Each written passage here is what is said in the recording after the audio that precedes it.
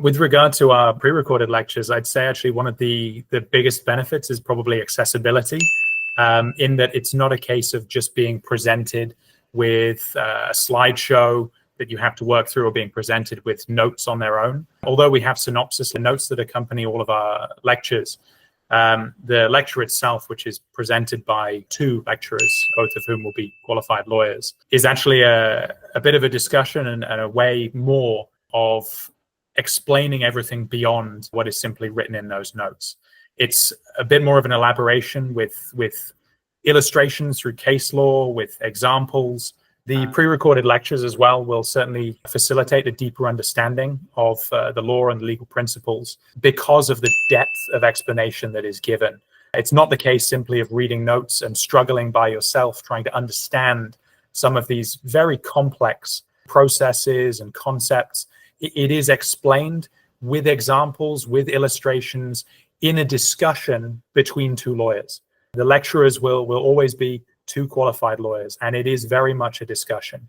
Case law is also frequently discussed at length, actually. We're very lucky to have a common law jurisdiction where we have case law to illustrate our statute law in many cases, or in some cases to establish its own principles and rules. So very frequently, it is a topic of discussion for us as well. And again, it's something that will contribute to a deeper understanding for anybody who is listening to our lectures, who's watching these. Another key point to mention is actually that all of our lecturers, whether or not they're foreign lawyers or like me, I'm English and I qualified in England, the way that we speak is always going to be addressed to you in terms that can easily be understood and comprehended by foreign lawyers.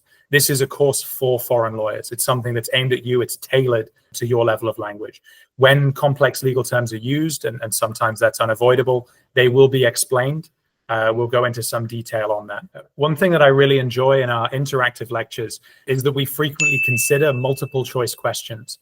So again, together with our two lecturers, we will pose a question to you, and they're never straightforward questions. They're always complicated questions, hopefully things that will help you to really consider not just the law, but also the structure of the question, things like exam technique. What is the single best answer that you could select? Because sometimes there's more than one right answer. So it's actually something that we have quite a lot of fun with. We obviously pose the question to all of our participants. We ask for answers in our shared chat, and then we break down the question together. We look at the law, we look at the options that are available, and we look for the single best answer that is available.